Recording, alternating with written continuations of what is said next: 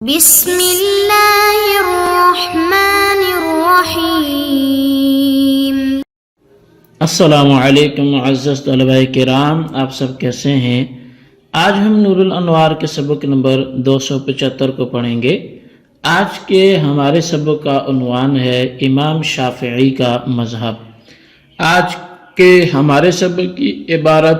وقال الشافعی یجوز استعارۃ العتاق سے شروع ہوتی ہے۔ دراصل یہ بات پہلے اسباق میں علماء احناف کے مذہب کے مطابق گزر چکی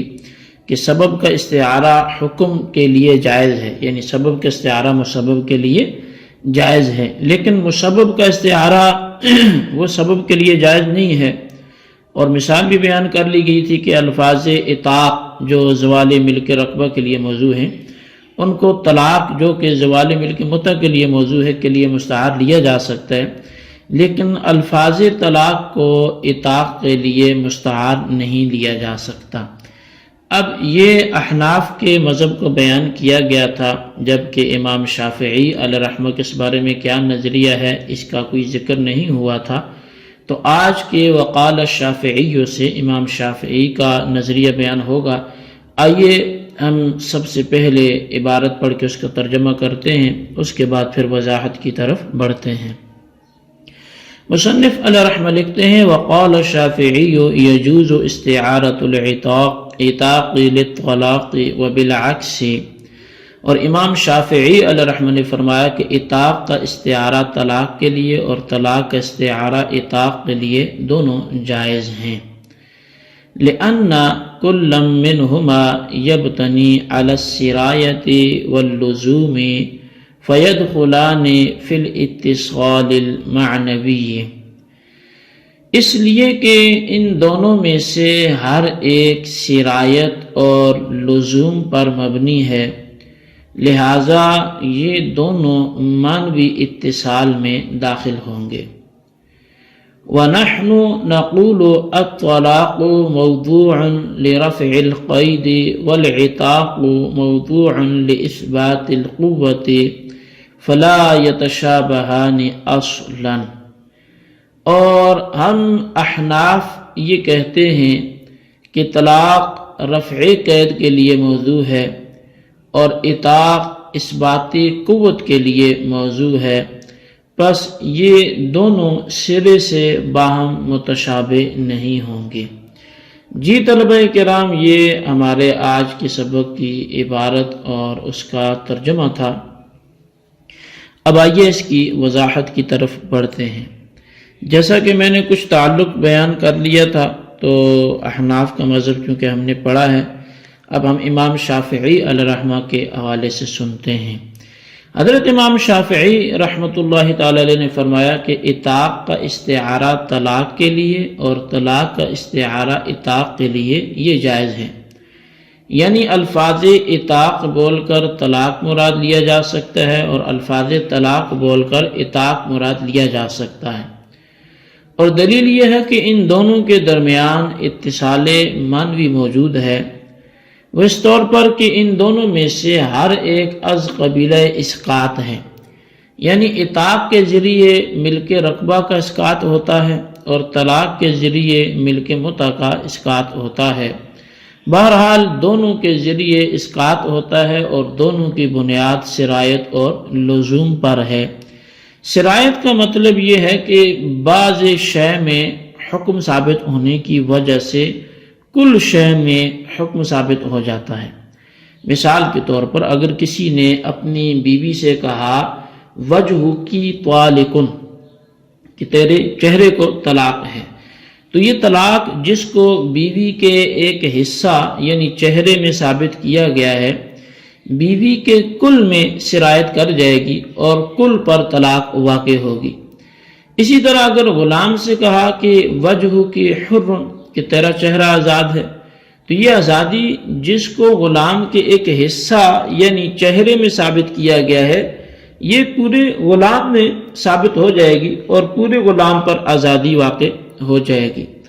اور لزوم سے مراد فسخ کو قبول نہ کرنا ہے، یعنی اطاق اور طلاق دونوں فسخ کو قبول نہیں کرتے ہیں اور دونوں تعلیق بالشرط کا احتمال رکھتے ہیں، یعنی اطاق اور طلاق دونوں میں سے ہر ایک کو شرط پر معلق کرنا جائز ہے۔ بہرحال اطاق اور طلاق دونوں میں اتصال معنوی موجود ہے، یعنی دونوں ازالہ ملک، سرایت، لزوم اور تعلیق بشرط کے معنی میں شریک ہیں، اور جب ان دونوں میں اتصال معنوی موجود ہے تو ان دونوں میں سے ہر ایک کو دوسرے کے لیے مستعار لیا جا سکتا ہے، جیسا کہ اسد اور شجاع کے درمیان اتصال معنوی موجود ہونے کی وجہ سے دونوں میں سے ہر ایک کو دوسرے کے لیے مستعار لیا جا سکتا ہے، یعنی اسد بول کر شجاع اور شجاع بول کر اسد مراد لیا جا سکتا ہے۔ اچھا، یہ احناف کا مذہب تو نہیں تھا، یہ ظاہر ہے امام شافعی علیہ رحمہ کی جانب سے بات کی گئی اور ان کے دلیل بھی ذکر کی گئی ان کے مذہب پر۔ اب احناف کی طرف سے اس کا کیا جواب ہوگا؟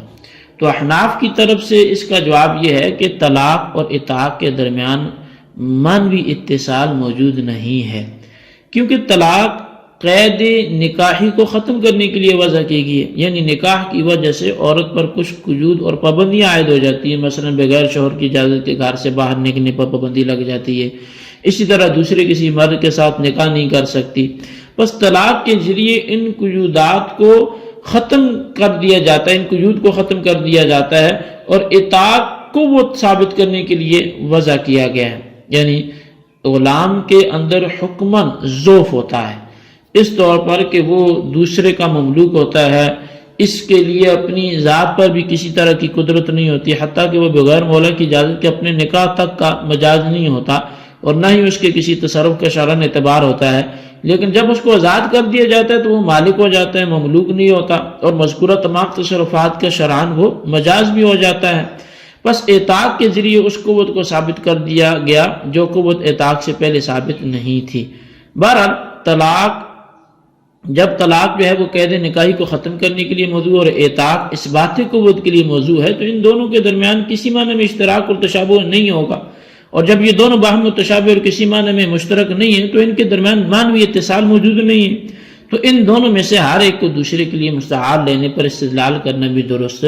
نہیں ہوگا۔ اچھا، اب امام شافعی کی طرف سے اس جواب پر بھی اعتراض کیا جا سکتا ہے، اور وہ یہ ہے کہ شرعاً اور عرفاً یہی سمجھا جاتا ہے کہ اطاق رقیت اور ملک زائل کرنے کے لیے ہے، لہٰذا اطاق ازالہ ملک کے لیے موضوع ہوگا، نہ کہ اس بات قوت کے لیے۔ بس اس صورت میں اطاق اور طلاق دونوں باہم متشابہ ہوں گے، کیونکہ ان دونوں میں سے ہر ایک ازالی کے لیے ہے، طلاق قید نکاحی کے ازالے کے لیے اور اطاق ملک اور رقیت کے ازالے کے لیے۔ اور اگر یہ تسلیم بھی کر لیا جائے کہ اطاق اس بات قوت کے لیے موضوع ہے، تو بھی ہم کہیں گے کہ اس بات قوت ازالہ ملک کو مستلزم ہے، یعنی اطاق کے ذریعے بلا شبہ غلام کے اندر قوت ثابت ہو جاتی ہے، لیکن ملکیت اور رقیت جس کو ضعف حکمی کہا جاتا ہے وہ بھی زائل ہو جاتا ہے۔ بہرحال ازالہ میں دونوں شریک ہیں، اور جب طلاق اور اطاق دونوں ازالہ کے معنی میں شریک ہیں تو اتصال معنوی پایا گیا، اور جب اتصال معنوی پایا گیا تو طلاق اور اطاق دونوں میں سے ہر ایک کو دوسرے کے لیے مستعار لینا بھی درست ہو جائے گا۔ اب یہ گویا کہ جو احناف نے جواب دیا اس پر بھی امام شافعی کی طرف سے یہ اعتراض تھا، تو اس کا جواب پھر کیا ہوگا کہ جو ہم نے جواب دیا تھا احناف کی طرف سے وہ تو ختم ہو گیا، تو اس کا جواب احناف کی طرف سے یہ ہوگا کہ اتصال معنوی کے لیے کسی بھی معنی میں شریک ہونا کافی نہیں ہے، بلکہ اس معنی میں شریک ہونا ضروری ہے جو معنی مشبہ بہ کے ساتھ مختص ہو، اور اس معنی کا مشبہ بہ میں پایا جانا مشہور ہو، جیسے اہل عرب شجاع آدمی کو اسد اور بلید آدمی کو حمار کہتے ہیں، کیونکہ شجاعت اور ولادت ایسے معنی ہیں جو مشبہ بہ یعنی اسد اور حمار کے ساتھ خاص ہیں اور مشہور ہیں، اور بزدل آدمی کو اسد اور ذکی آدمی کو حمار نہیں کہتے، اگرچہ حیوانیت میں مشبہ اور مشبہ بہ دونوں شریک ہیں، کیونکہ حیوانیت ایسے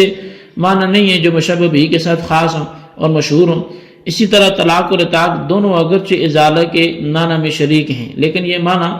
دونوں میں سے کسی کے ساتھ خاص اور مشہور نہیں ہے، بلکہ حیوانیت کی طرح دونوں میں پائے جاتے ہیں، اور جب ایسا ہے تو ان دونوں کے درمیان اتصال معنوی نہیں ہوگا، اور جب دونوں کے درمیان اتصال معنوی نہیں ہے تو حضرت امام شافعی علیہ رحمہ کا اتصال کو لے کر